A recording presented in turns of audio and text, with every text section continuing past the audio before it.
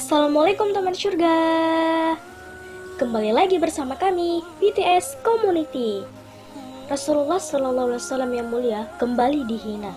Atas nama kebebasan, Presiden Prancis Emmanuel Macron membela majalah Charlie Hebdo yang menghina dengan karikatur yang menjijikkan. Umat Islam pun protes dan menyeru boikot produk Prancis. Kenapa sih penghinaan ini kembali berulang? Apa yang sebenarnya terjadi di tubuh umat? Dan bagaimana pandangan Islam untuk penghina Rasulullah?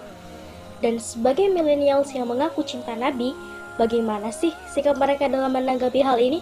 Yuk kita tanya sama-sama.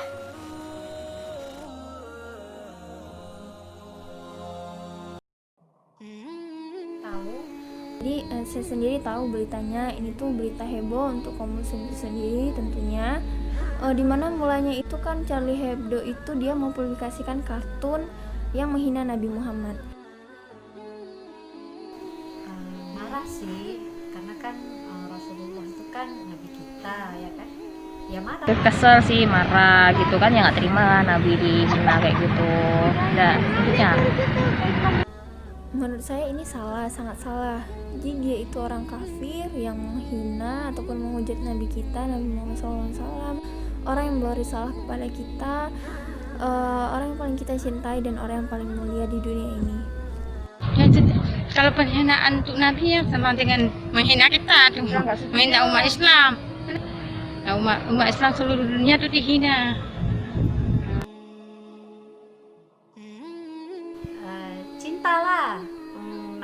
Nabi itu kan, Rasulullah itu kan Nabi kita, jadi harus kita cintai. Karena kan dia kekasihnya Allah. Kalau mau dapat syafaat ya harus cinta.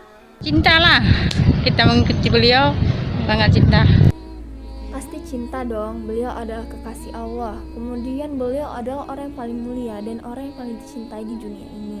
Kemudian berkat beliau juga kita tidak merasakan lagi bagaimana kehidupan jahiliyah, karena beliau telah membawa kita cahaya Islam, cahaya yang terang untuk kita semua. Kepada Nabi, kalau saya pribadi sih setiap hari saya sholawatan ya. Kalau yang untuk kasus ini ya udah mulai mengurangi lah penggunaan itu, kayak hal kecil misalnya Aqua, karena Aqua kan mereknya daun itu kan. Udah sih itu aja. Menghidupkan sunnah-sunnahnya, kemudian benar-benar menjadikan Nabi itu sebagai suri tauladan kita. Kemudian marah kalau misalnya Nabi kita tuh dihina. Membuktikan rasa cintanya ya kita harus mendakwahkan gitu. Untuk perwujudannya sendiri, jangan hanya diucapkan saja, namun harus ada perbuatannya juga. Apa yang bisa kita lakukan yaitu dengan memboikot produk-produk mereka, produk-produk yang berasal dari Prancis. Salawat, apa yang disuruhkan sama Nabi itu kita kerjakan, apa yang enggak kita hindarkan. Oke, daripada bingung-bingung nih, yuk kita simak penjelasan dari ustazah kita. Cekidot.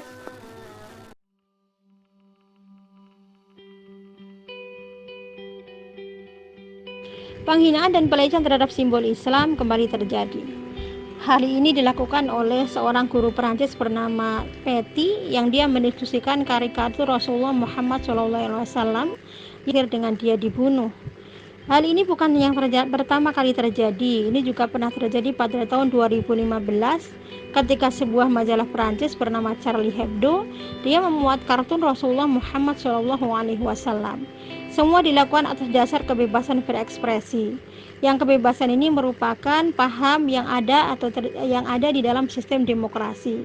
Sehingga yang memicu persoalan penghinaan terhadap simbol Islam ini sebenarnya adalah diberlakukannya sistem demokrasi di dunia. Sehingga ini dijadikan alat untuk menikam Islam atau melecehkan simbol-simbol Islam. Dan itu menurut mereka sah-sah saja terjadi.